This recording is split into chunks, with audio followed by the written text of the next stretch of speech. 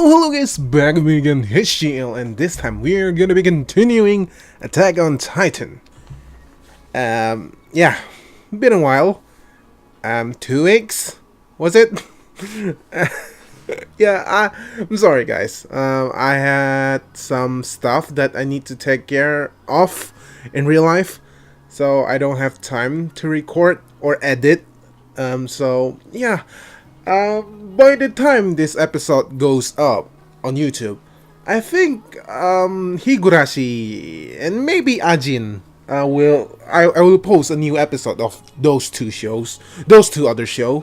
So alright, Attack on Titan. What happened last time? Yeah. I know. I think this episode will be very Historia and Erwin centric, judging by the preview of the previous episode. No, not of the previous episode. The preview that they show in the previous episode.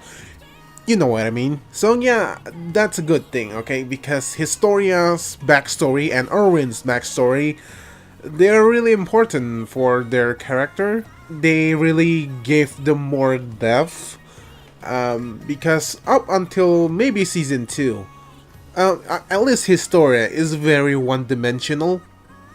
She's just a nice person. That's it, right? It wasn't until season 2 that she has a lot of stuff to work with. Remember in season 2, remember Ymir said to Historia that she is not a nice person. In reality, she is just a person that wants to die as a hero. You know, that's why she is so nice to people. So we got a little more depth of her character in season 2. But in season 3, I hope this episode will explore everything about Historia backstory.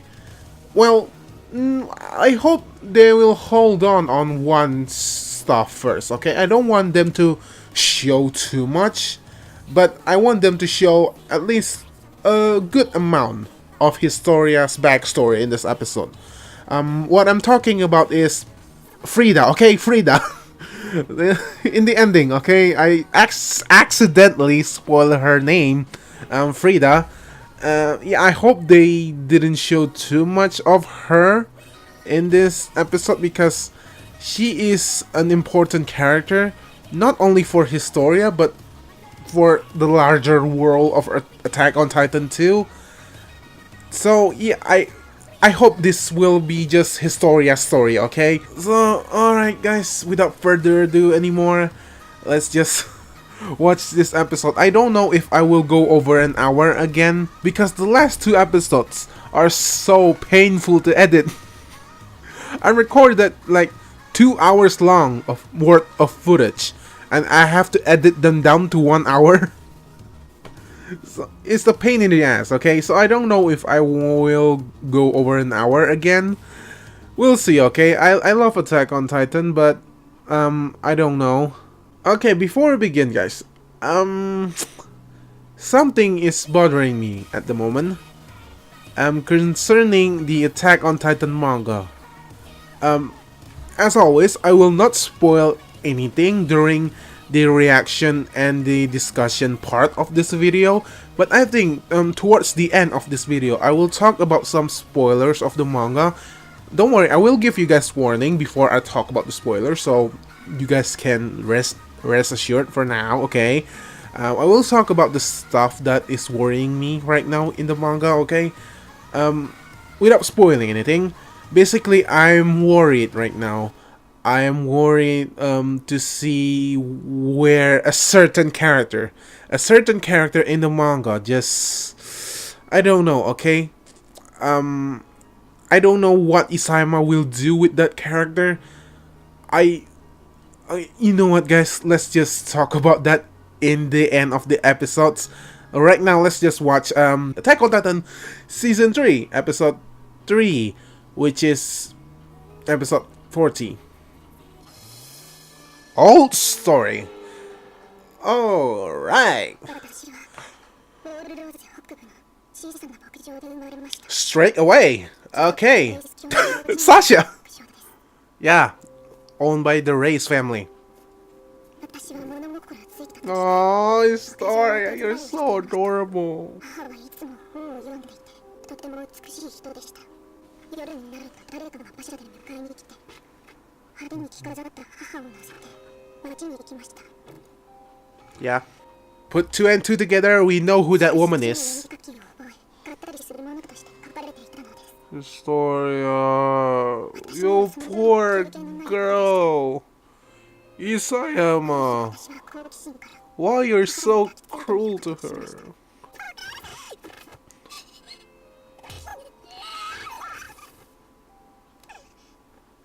結果は突き飛ばされただけでしたが、母が私に何かをしたことは初めてだったので、私には Oh, she's smiling.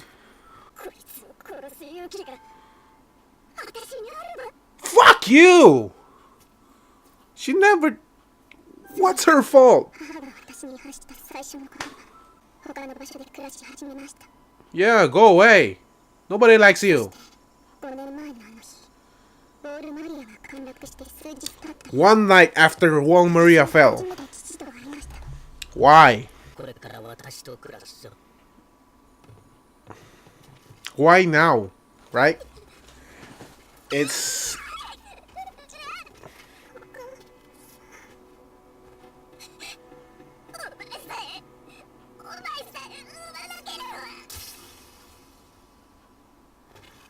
それが母の最後の言葉でした。待て、君の名は Krista. クリスタレンズだ。 Oh... 以降、ヒストリア、すべてが始まった場所へ。Now? そうです。 Oh, お前、大丈夫か？ okay.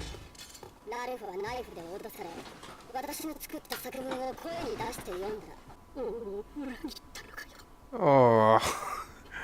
I know he's the bad guy, but... Still... 否定はしないけど、 Yeah, sure.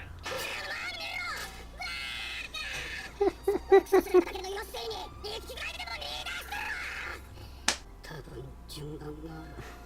There'll be someone to replace him. 誰かがすぐに変わり、 Everything will, you know...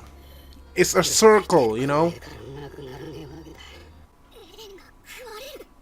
ああ、巨人がその能力を持つ人間を食べると人間に戻り、さらに相手の能力を手に入れるんだ。 Thank you. ライナーは人間 Yeah, エレンに it really explained this scene. 巨人を操れるというエレンの叫びの力を他の巨人に移そうとしたんじゃないか。エルヴィン団長、ピクシス司令官の命です。 Oh! 司令が。はい。団長 Oh, they're not cutting this part from the manga. どうしてくれ。 The conversation between Arwen and Pixis. Are they gonna adapt everything for the manga? いや、もうそこにすら If so, the rest of the episode will be just them talking. 人を殺すこともあってはなりません。おお、お聞かせ願おうか。そのような方法があり得るのか。ただ、それが叶うのに最も重要な根拠がまだ。もしその根拠が違っていれば、我々はみんな首をくくることになるでしょう。 It's a big risk. ああ、なんじゃ。どうも私はバクチューチュのようです。 Yes, ever since season 1. どうかそれまで私の子供の頃の話でも聞いてください。 Oh, 私の父は教員でした。 the teacher. Remember from the last episode? Oh, hold on. They just straight up said it. So yeah, the reason why Titans eat people because they want to turn back into human. But the thing is, they have to eat people that have Titan power within them, not just some random human. That begs the question, then why in season 1 episode 5 when Eren got eaten by that Titan didn't turn back into human? Right? Just wait and see, okay? They will explain it, okay? Oh yeah, Demo. Oh yeah, it makes a lot more sense then. This part. Oh, they're not... The conversation is over! I thought they're gonna show the entire conversation from the manga. It's so long in the manga. どうやら私の賭けは当たりだったようです。ヒストリアレースを女王に即位させます。真に王家の血を継ぐ者として。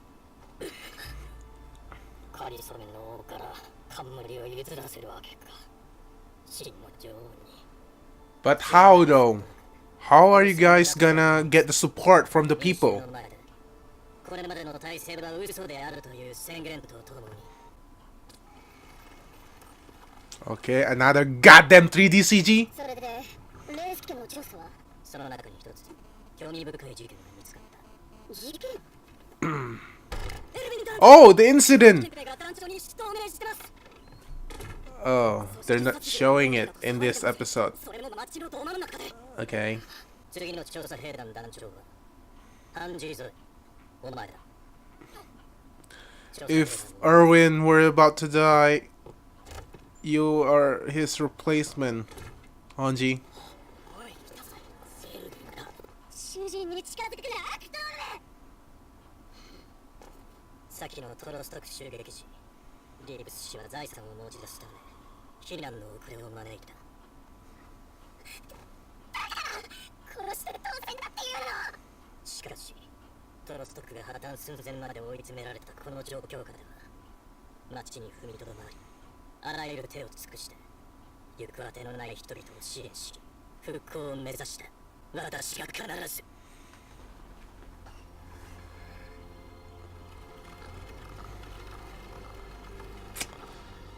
Very similar to this scene back in season 1.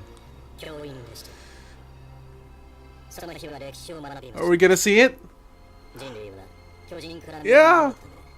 壁の中に逃げ込み100年の平和を実現させた。しかし私はあることを疑問に思い。 Oh, young Erwin. He's so cute. 質問にはまともに答えず、そのまま授業を終了しました。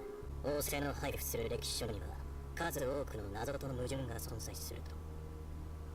その後に続く父の話は子供ながらに突拍子もないと感じましたが、その詳細を憲兵に尋ねられた日、父は家には帰ってこず遠く離れた町で The military police killed him. 私の密告により父は王政に殺されたのです。王によって統治しやすいように記憶を改ざんされた。それが父の仮説です。おお、そんなことでも起きぬ限りはこの壁の中の社会は成立しえんから。しかし彼らについて分かったことは一つ。彼らが守りたいのは人類ではなく彼らの庭付きの家と地だけ。 Yeah. The people on top are just a bunch of, you know, selfish people. 父の仮説を証明することとなったのです。 Yeah. That's why his main objective all this time is just to find the truth. He doesn't care about anything else, not even himself. 俺が言った通りだ。これが事実。調査兵団は簡単だ。 They keep the freaking picture from the manga. 通行証がないと通り抜けは不可能です。兵長、足音です。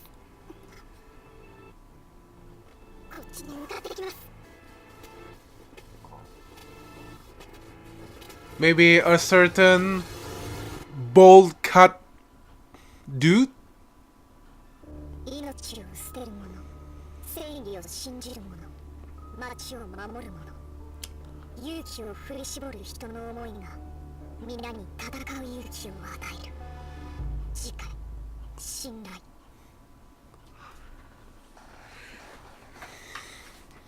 Okay, let's talk about this episode.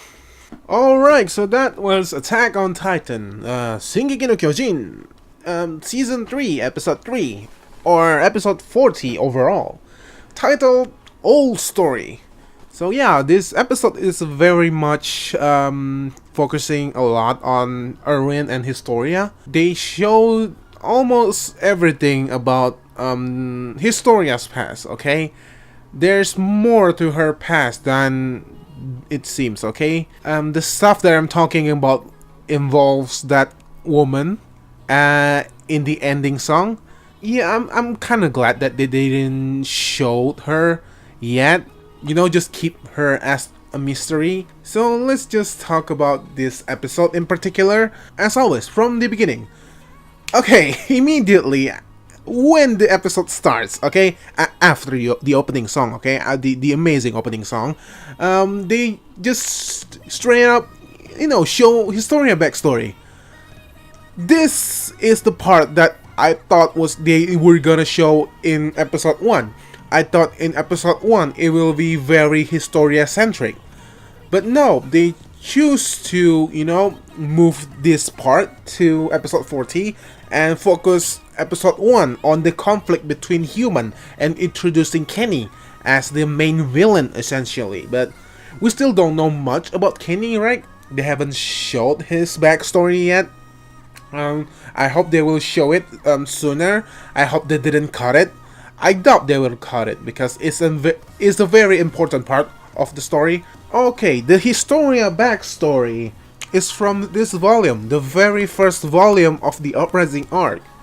And we are currently on volume 15 right now. The story is on volume 15 right now.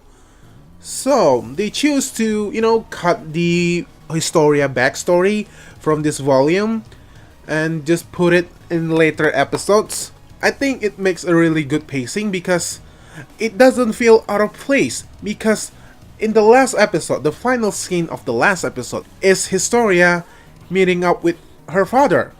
And it makes sense for us to know about her father and Historia's backstory at the beginning of this episode because it's related to her and her father. So it doesn't look out of place, it doesn't feel out of place, so good job on that with Studio. Okay, let's just talk about Historia's backstory for a minute or two. Yeah, she was born in a small village in the north of Walrose.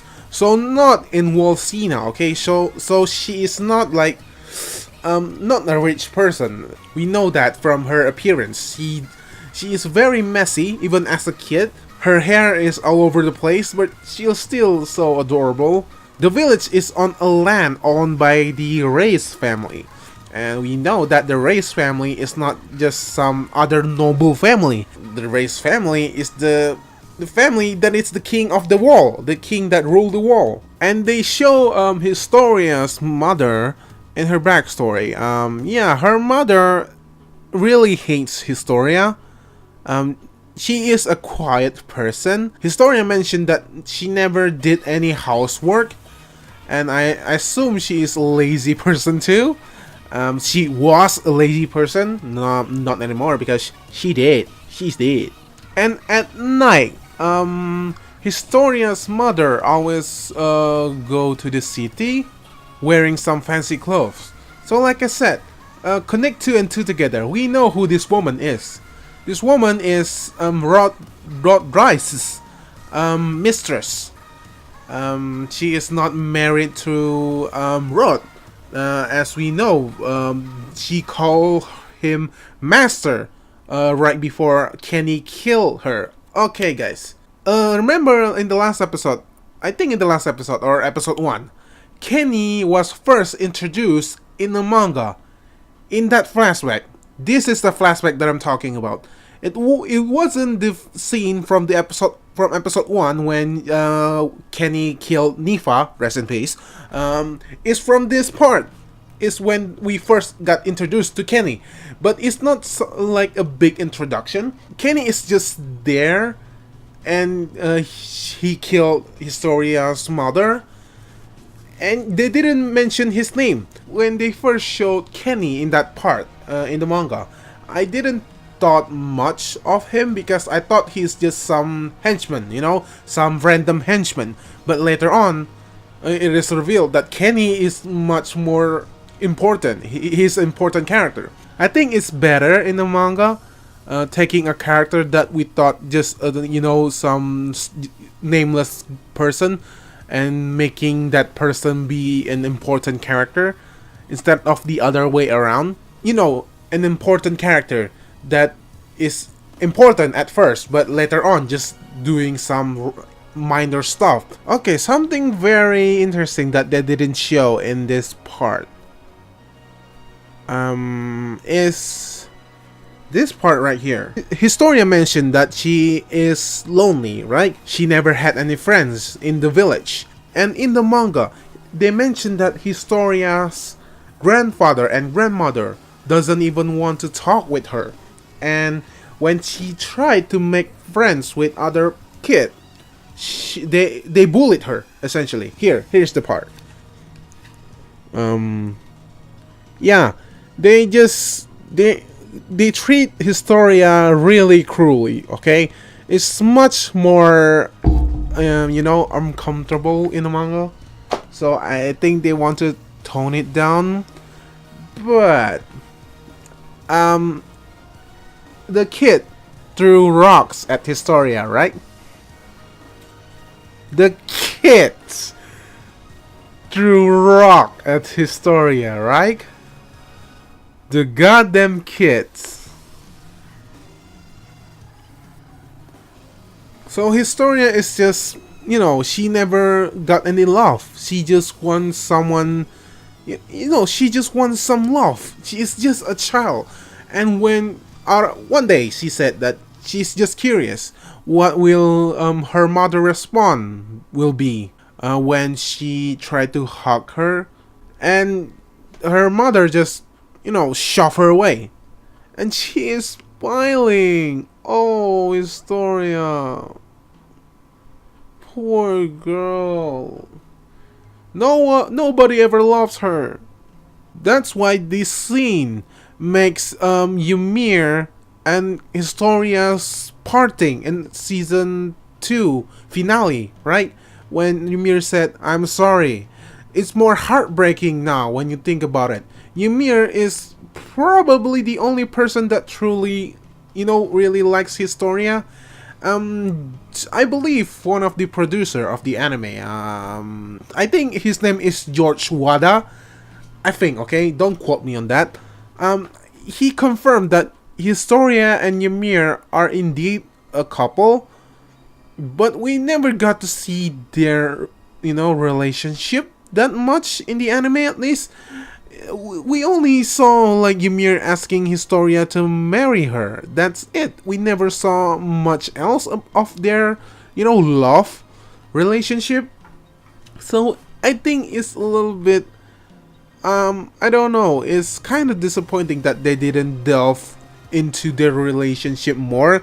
If they are indeed a couple, maybe have a scene with them, I don't know, in bed together or something. Don't take it the wrong way, okay? Show us that they are really close with each other. That's what I'm saying, because so far, at least in season 1, okay, we only saw that Ymir is interested in Historia, but not the other way around. There wasn't any scene involving Historia worrying about Ymir, or interested in Ymir in season 1 at least, okay? In season 2, they explore it a little bit more, that they are, maybe have some, they barely have any romantic moment in season 2. So it's kind of a shame if they are a couple, but they didn't, delve much into their relationship. Now that Ymir is going to where Reiner and are going right now. And the Beast Titan too, we haven't seen him in a while now. The last time we saw the Beast Titan is at the very end of season 2, right? And that part wasn't even in the manga. So technically, the last time we saw the Beast Titan is when during the Utgard Castle attack in season 2. That is the last time that we saw of the Beast Titan in the manga, at least. Yeah, we need to be remembering everyone here. I know they're focusing a lot on Historia and, her lineage right now, but there are much more stuff going on in the bigger picture. This is just, the small chunk of it, okay? This is not the bigger picture yet. So after Historia's mother, the bitch, shoved Historia and made her bleed, she left the village. Yeah, before she left the village, she said that only if I have the courage to kill this kid. I mean, come on. What mother could say stuff like that to her child? Yeah, she is probably the worst mother ever. Like, I don't know. I don't know. Is there any worse mother in anime history? So far I haven't watched every anime ever, so I don't know for sure. But she is up there, okay? The worst mother ever. So after her mother left the farm, 5 years ago, when Historia told this backstory, is when Wall Maria fell, right? One night after Wall Maria fell, Rodrice came to see and bring Historia away. Why? You guys have any theory? Because I know what's up, okay? But it's kind of suspicious, don't you think? Why one night after Maria fell? One night. Why not when Maria fell? Why one night after Maria fell? That is the stuff that you guys need to keep in mind, because it's a really important point, okay? Keep that in mind. One night after Maria fell, Rodrice came to Historia. And Historia's mother's last words to Historia is, if only you were never born. Worst mother ever. Okay? Ever. Piece shit. Okay, let's think about something real quick. Why Kenny needs to kill Historia and her mother? We know that the people on top, the people that is in the center of the wall, wants to keep the secret of the wall. The reason why they want to kill her, we can assume safely now, is because they don't want any secret to be, to got out, essentially, right? Just like Erwin's father, I will talk about him later on. They want to keep the secret.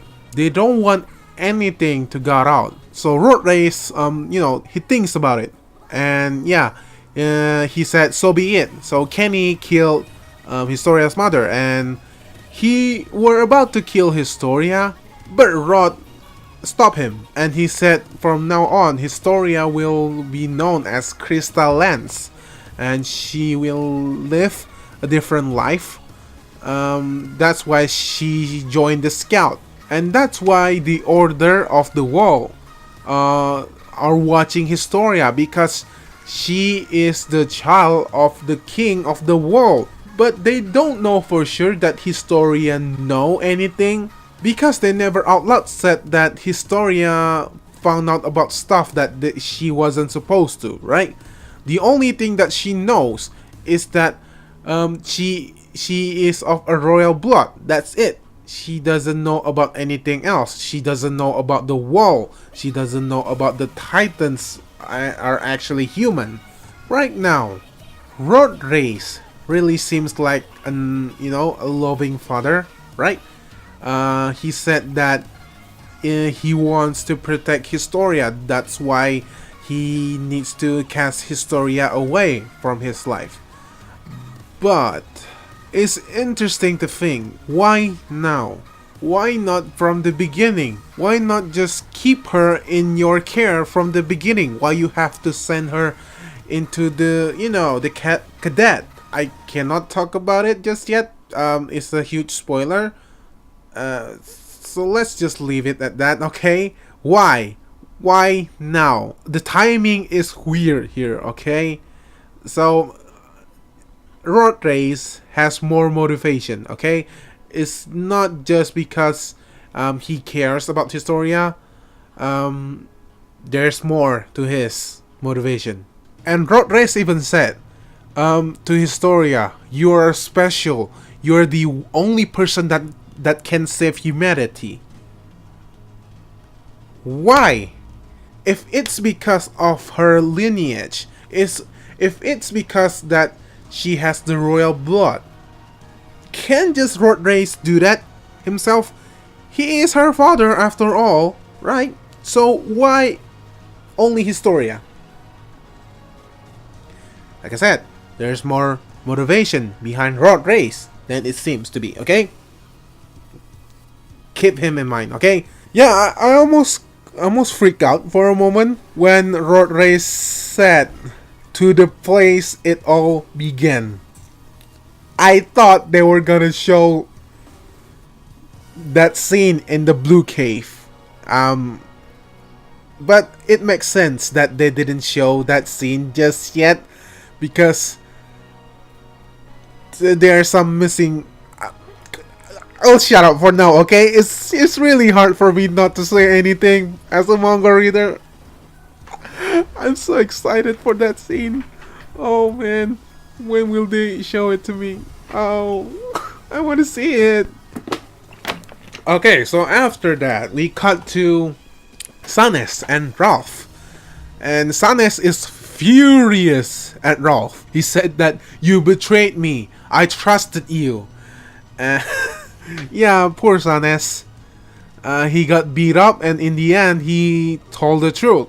So it's kinda pointless for him to endure the torture, you know, if in the end he will tell the truth anyway.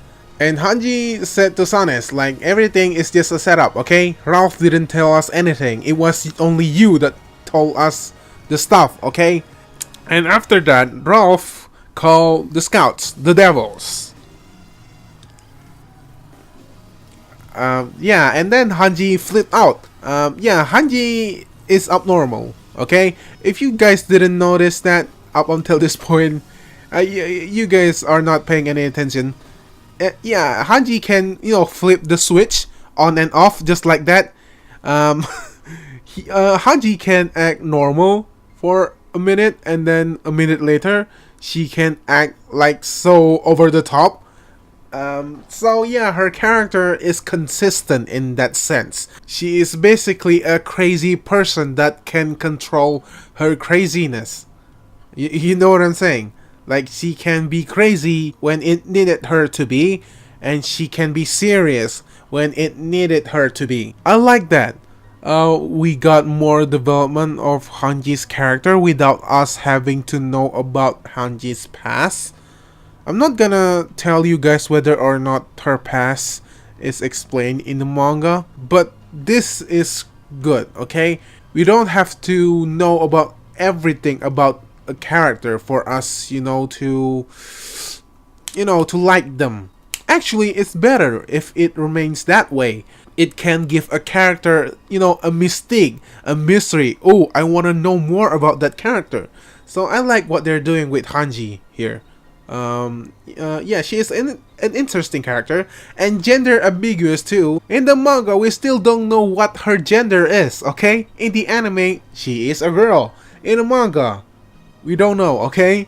We don't know. They never specifically tell us that Hanji is a boy or a girl, okay? Isayama already came out to say that Hanji could be either one, okay? She is gender ambiguous in the manga at least. If Attack on Titan somehow will get another live action adaptation, maybe by Hollywood or something, her character will be, I don't know, kinda hard to pull off.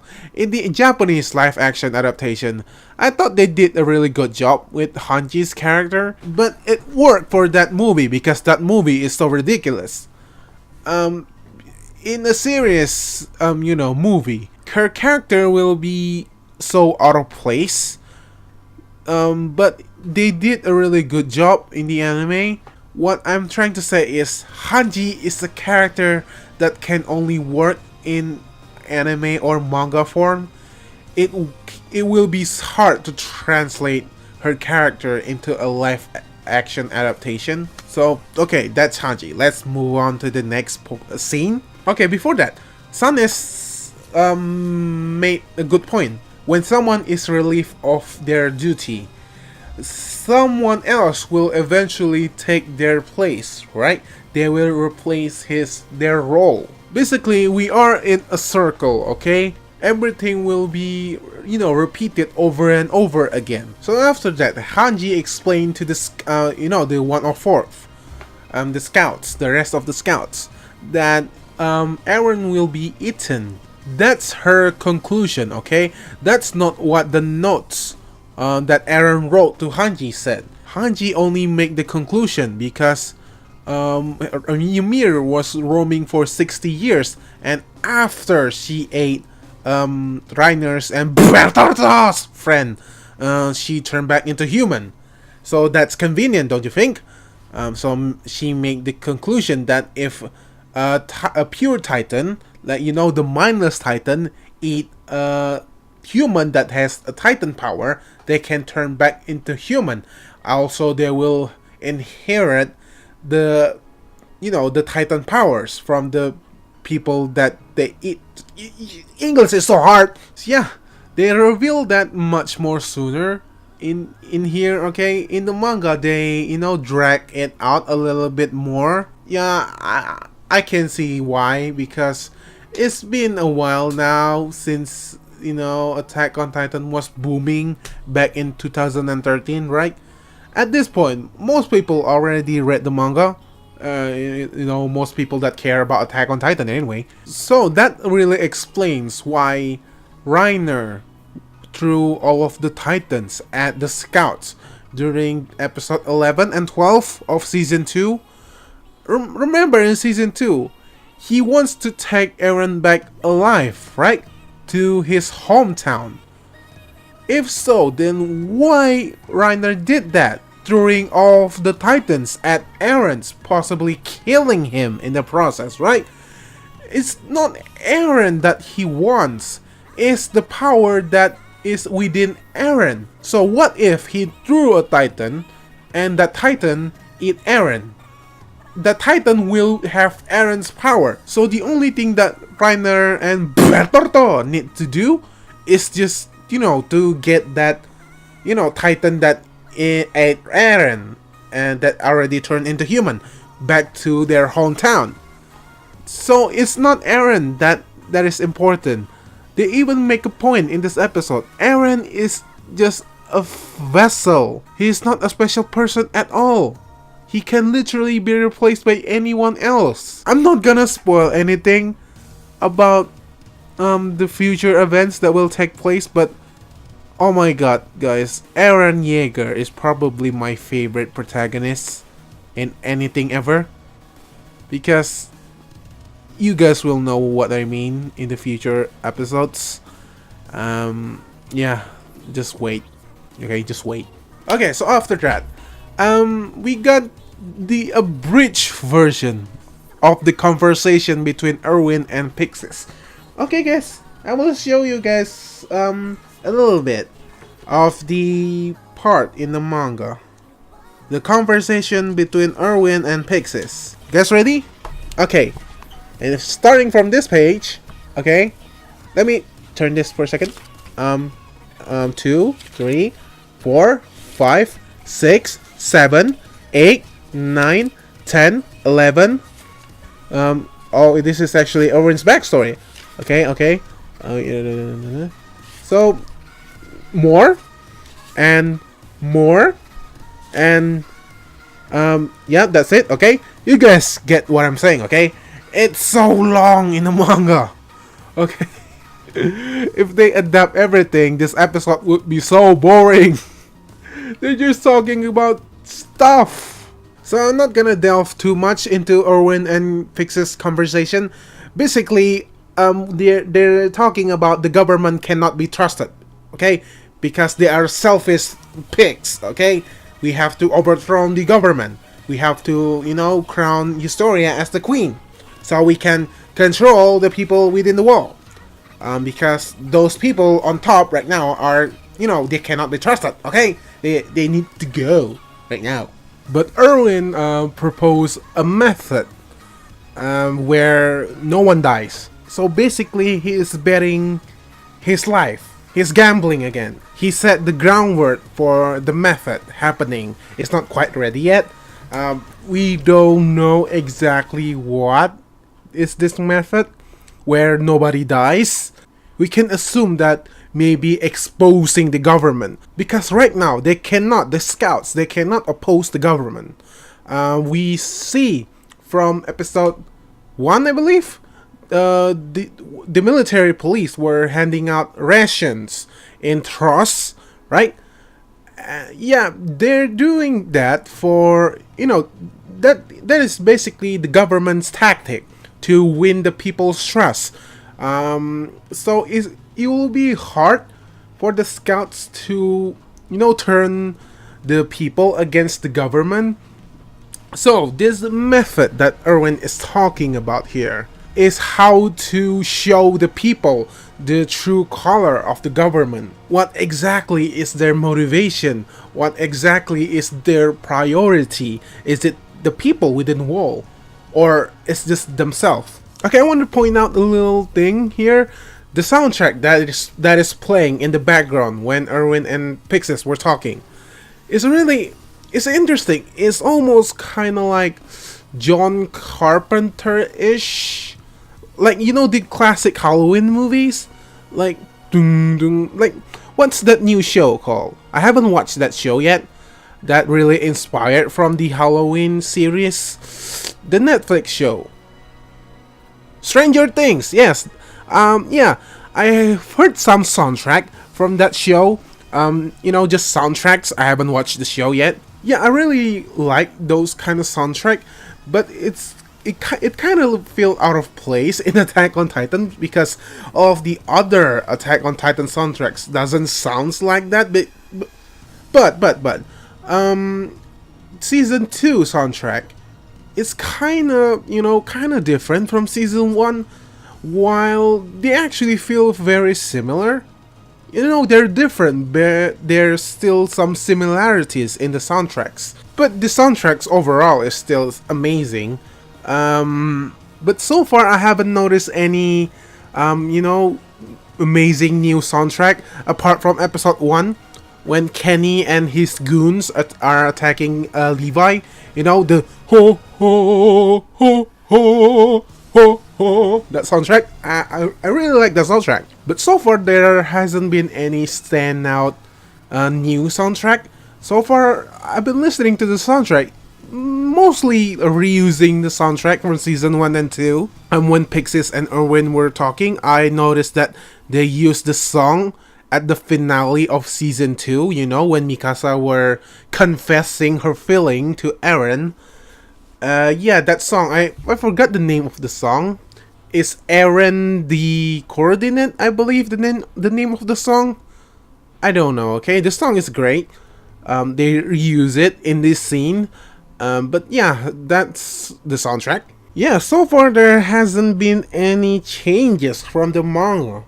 They're just, shifting the events back and forth. Okay, before we move on to the scene, after, Pixis and Erwin were talking, Erwin were about to talk about some incident. Yeah. And after that, the military police issued like an arrest warrant, I guess, to Erwin. Basically, he is arrested because he is the main suspect. Even though I don't think there's any evidence. There's no clear evidence here. Like, how can the people just trust the military police like that? They're kind of stupid. But it makes sense too. People in real life are selfish and stupid. Not exactly stupid. They can be easily deceived. Is what I'm saying. And Erwin told Hanji that if anything were about to happen to him, to Erwin, Hanji will be the next in line. Like, she will be the next commander. So okay, the scene after that is the scene where they found the Demo's corpse, right? His family, and the people were gathering around to, look at his corpse. Okay, I will say this. This part makes more sense in the anime because remember the last episode, Demo was killed by Kenny in the city, right? In Tross. And it makes sense for his corpse to stay on there in the city, right? But in the manga, hold on. I think it's in here. In the manga, Demo was killed in a forest. Yeah, he was killed in the forest. But the scene that we're seeing here is exactly the same from the manga. So he got killed in the forest, but his corpse is on the city. It doesn't make much sense. Like, who would transport his corpse into a middle of a city? It doesn't make sense, right? So, yeah, the anime makes more sense compared to the manga. That's what I want to point out. And again, so far there hasn't been any big changes. It's very similar to the manga. Like, the dialogue is very similar. Yeah. And the people are looking at Erwin like he is some sort of murderer, right? They didn't call him a murderer, but they're looking at him like, you know, like they're looking at a dangerous monster or like a criminal or something, right? So it's not a good situation for the scouts for now, because Erwin is the leader of the scouts, okay? So he needs to choose his words carefully. So I like the stuff that he said later on to Demo's, I assume, wife and daughter, his family, that Demo is a selfish person. Okay, remember back in season 1, episode 6, when they were evacuating Tross, his wagon got in the way, so people, you know, cannot evacuate because of him. But Erwin also pointed out that, yeah, he is selfish, but he is also helping out his people, you know, in Tross. People lost their home, people that doesn't have any job, he gave them jobs. So, yeah, Demo is selfish, but he is still looking out for his people. And by the looks of it, the military police, the normal military police, it doesn't know anything that is going on. They're just, you know, following the orders from the government. I don't think they know anything. They just accept any information that the government gives them. And the military police are, you know, they're not that good. I remember in season 1, episode 23, when we got to see how military police operates, right? We saw Annie, Marlo, and Hitch back in that episode, right? And the people on top, they were just sitting around, you know, playing poker or something, drinking beer. They're not doing anything. They're just handing out the jobs to the new recruits. They don't have any initiative. They're just following orders, and they can live peacefully inside the walls. And remember too, Pixis is the commander of the garrison, you know, regiment. So if Pixis were about to see something, it will also have effect on the rest of the garrison. And, you know, he is one of the big three.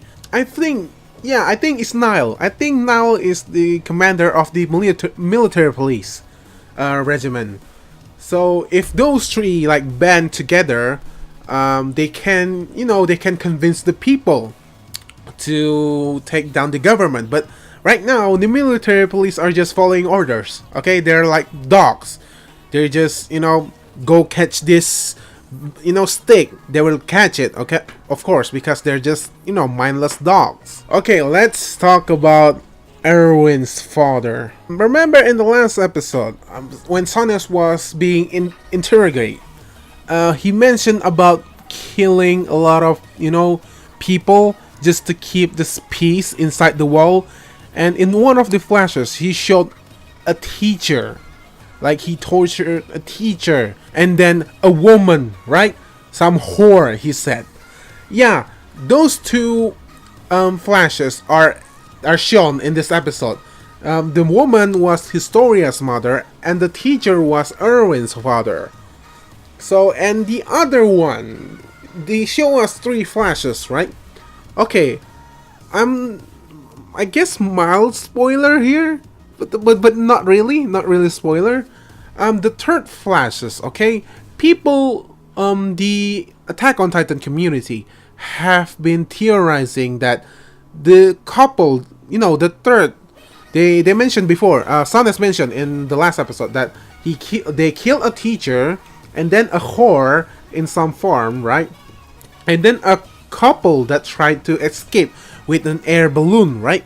The Attack on Titan community have been theorizing that those two couples, they might be Armin's, parents, because they're never being mentioned, right? In the anime, so far at least. And people have been theorizing maybe those two are Armin's parents. Maybe they died when Armin was very, very young. That's why Armin doesn't know them. Maybe that's why Armin lived with his grandfather, right? The only person that we saw that was really close with Armin was his grandfather. And his grandfather died during, the mass extermination, basically. Like, remember back in season 1, people were floating in from Wall Maria into Wall Rose. So the government chose to, lessen the population, basically. They sent out all of those refugees from Wall Maria to, retake Wall Maria. But we know that is a futile effort. How can they do that? Okay, so basically a lot of people died, and one of the people that died in that mass extermination is Armin's grandfather. So right now Armin doesn't have any relatives, and people have been theorizing maybe that couple is his parents, because Armin is smart. And okay,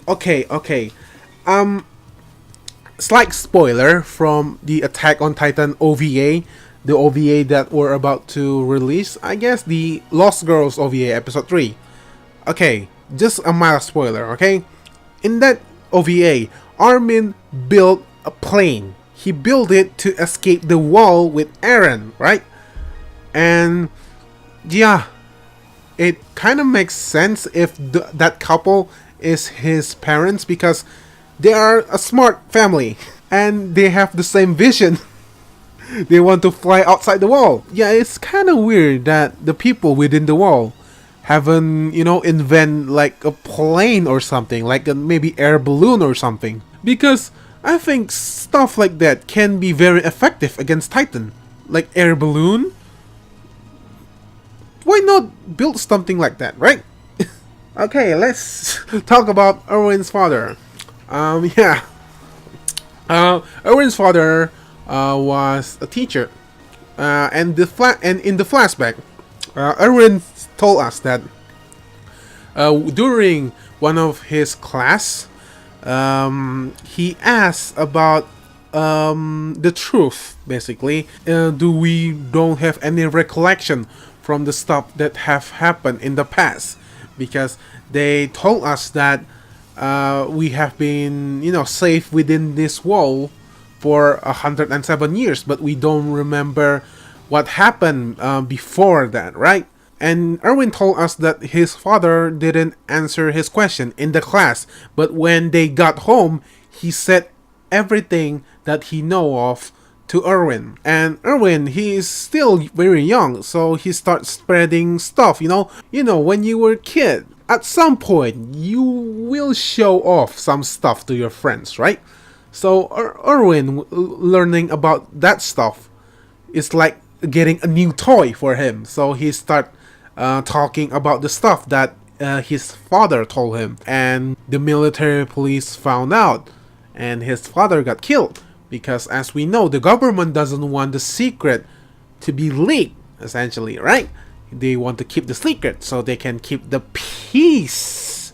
This whole Erwin's flashback is very important because it really showed us really Erwin's motivation. Why is Erwin so, fearless? Why is he so determined to find out about the truth?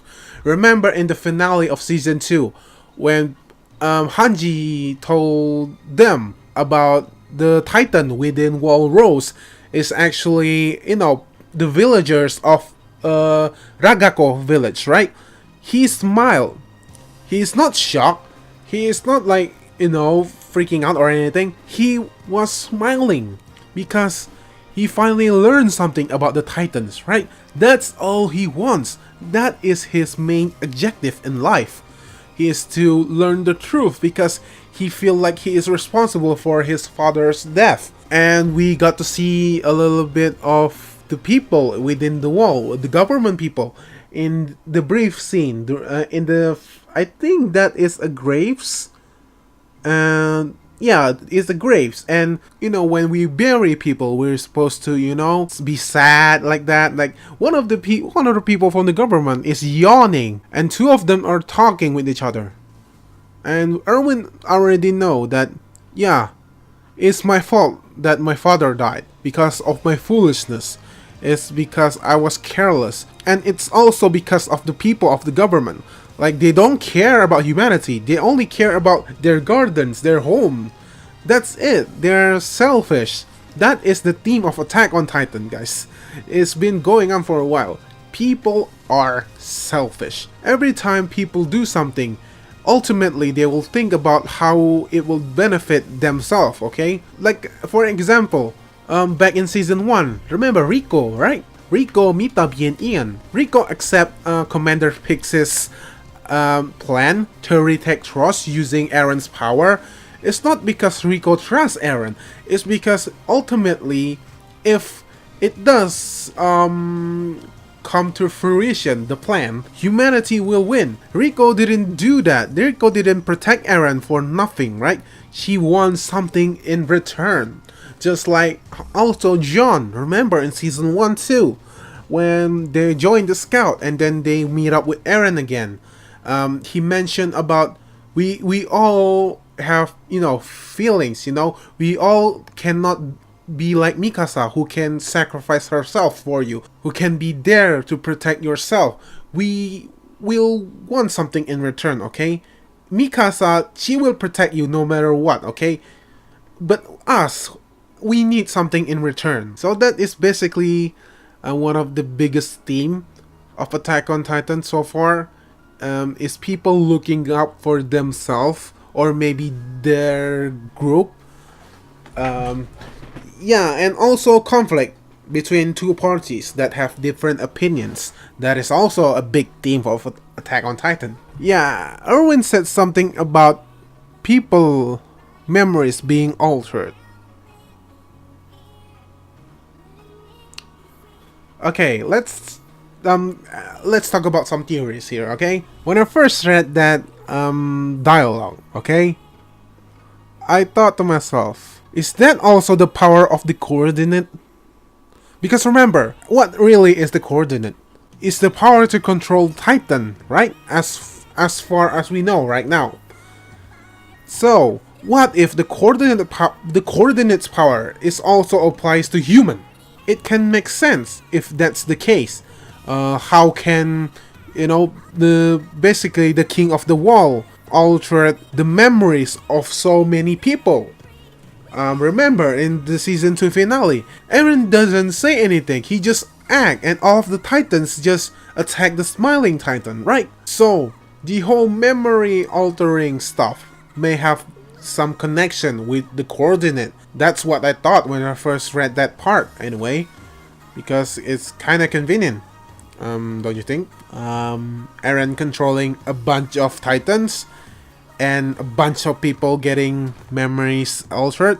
Yeah, there's definitely some connection to the coordinate here. That's why they want Eren, maybe. Maybe they want to get Eren back so they can, redo everything again. Maybe to alter people's memory again. That's my theory, okay, when I first read this part in the manga. I will not tell you guys whether that's true or not. But hey, it's an interesting theory, right? So yeah, people within the wall already, the rumors, the news are spreading right now. The military police are spreading the news that the scout regiment are murderers, right? They cannot be trusted. They are criminals now. So they're handing out pamphlets to people, right? Like I said, people are easily manipulated. They can be easily fooled. So right now, the scouts are in hiding right now.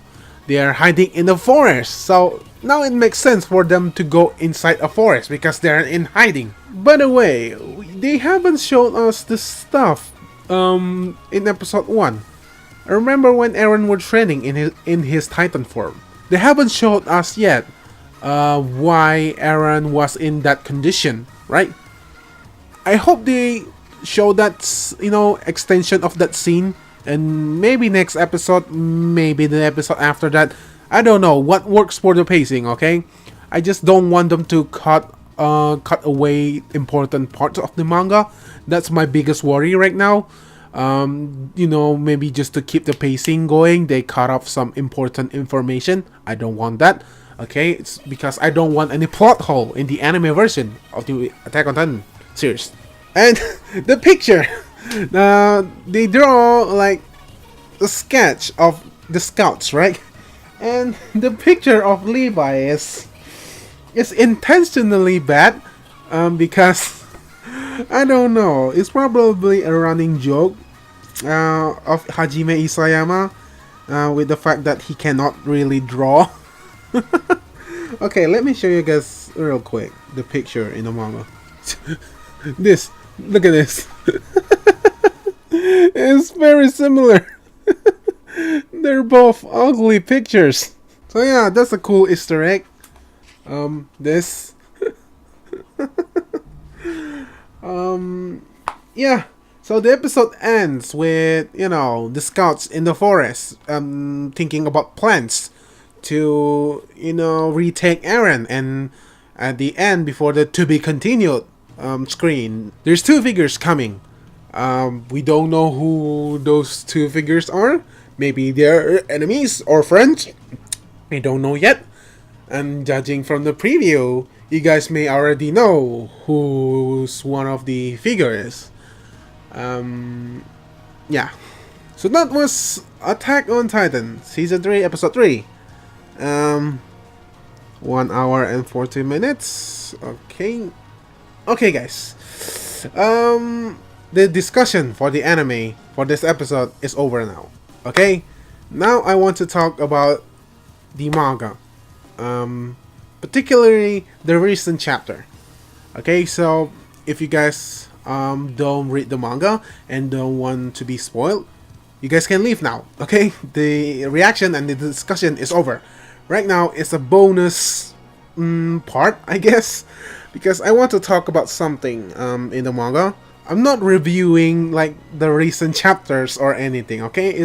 I want to share my thoughts on something, okay? So, go away if you guys don't want to be spoiled, and if you don't care, you guys can stick around.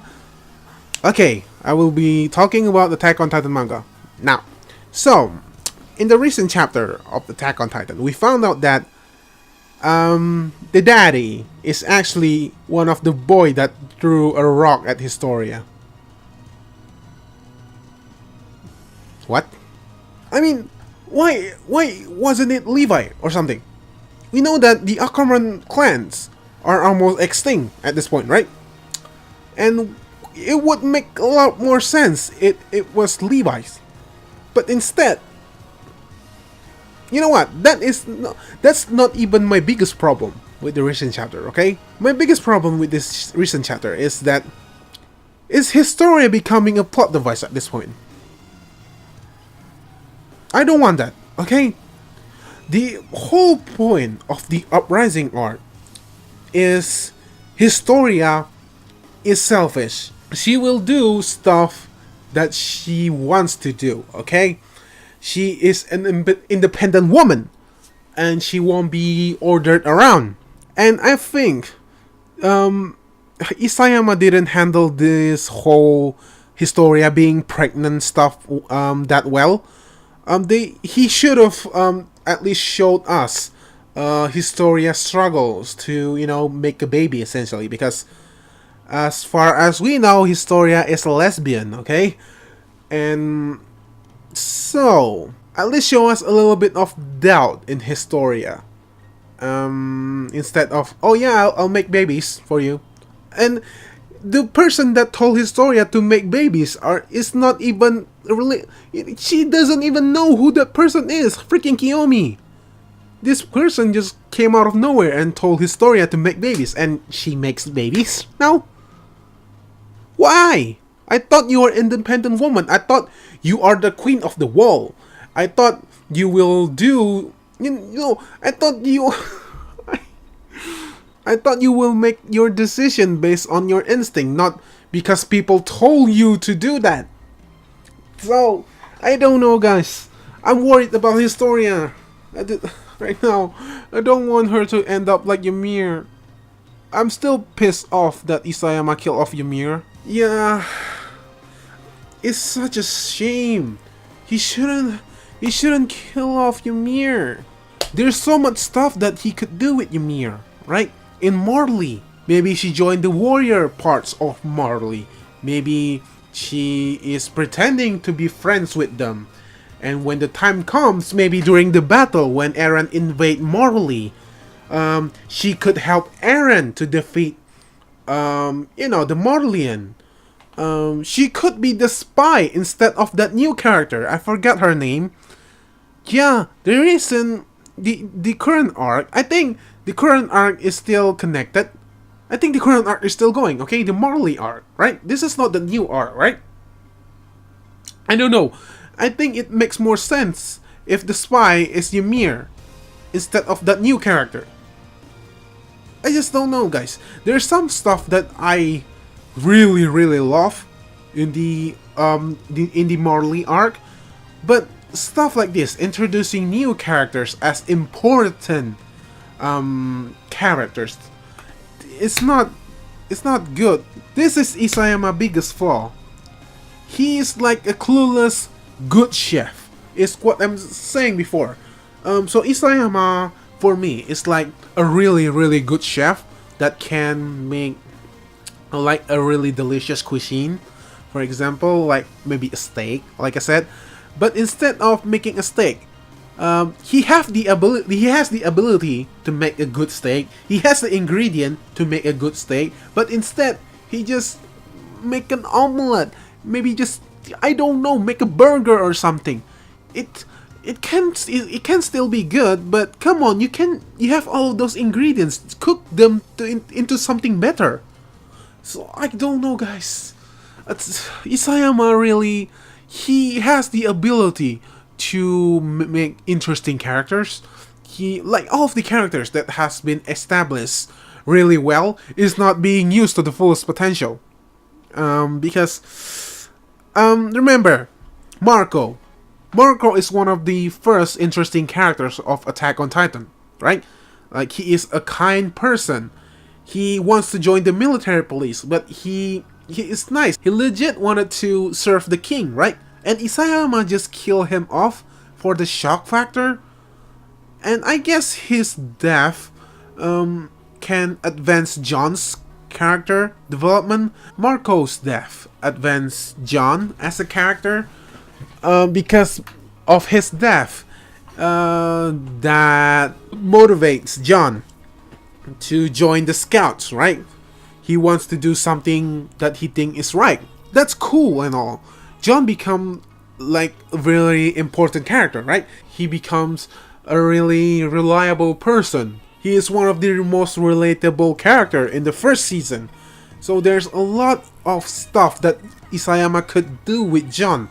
But like I said, Isayama doesn't know what he has. John is a great character, and what has he done so far? He was barely in season 2. The only memorable thing that John did in season 2 was saving Mikasa. That's it. And so far in this season, John hasn't done anything like super spectacular, right? He's just there. But he's a great character. Isayama, I'm so pissed, man, at Isayama inability to use his freaking characters. Oh, and Sasha too.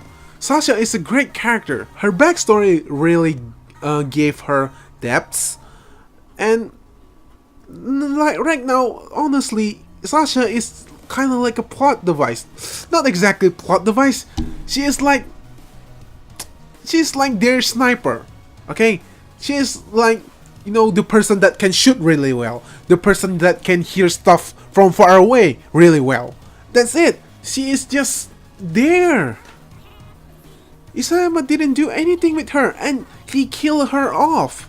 Like that. Like, I'm okay with him killing off Sasha, okay? Like, it was heartbreaking, of course. But I thought he could have done so much more with her character. And I'm so worried that Historia will go down the route of all of those characters that Isayama have killed off. I don't know, guys. I'm so worried right now. Yeah, that's it. And if you guys are anime only watchers that is watching this part right now, okay. Well, first of all, what are you guys doing? Like, you guys are spoiling yourself. Yeah, I don't know, guys. It's not like I hate Attack on Titan manga right now. It's just I'm so worried. Okay, I'm so worried because Historia is one of my favorite character. Ymir was also my favorite one of my favorite character, and the way Isayama killed her off too is so frustrating and disappointing. Why, Isayama? You're dumb. You're dumb. Fuck. Alright, guys, that was Attack on Titan. It's not often for me to really get really upset like this. I don't really get upset about stuff, especially anime. But this is different, okay? This is my favorite series, okay? So I am kind of bummed out that it's not the best thing ever. It's my favorite, but I acknowledge that there's some aspect that still can be improved. But yeah, overall, I still love it, okay? I still love Attack on Titan so much. And yeah, I hope Isayama know what he's doing right now. Oh, please, Isayama, don't fuck this up. Please. I love your work.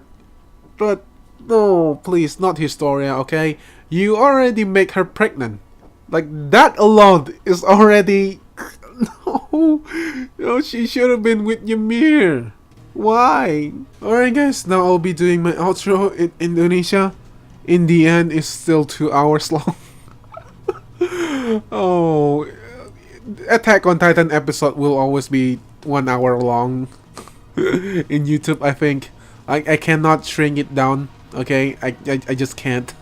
I love Attack on Titan too much, so okay. Now I'll be doing my outro in Indonesia, so please leave and leave a like. If not, kalau kalian suka dengan video ini, silahkan tinggalkan like dan share video ini ke teman-teman kerabat besar kalian. Seperti biasa guys, gua HJL. Orang-orang menonton video ini pada ganteng dan cantik-cantik semua. Jaga keren kapanpun dan dimanapun yang berada guys. See you next time. Bye.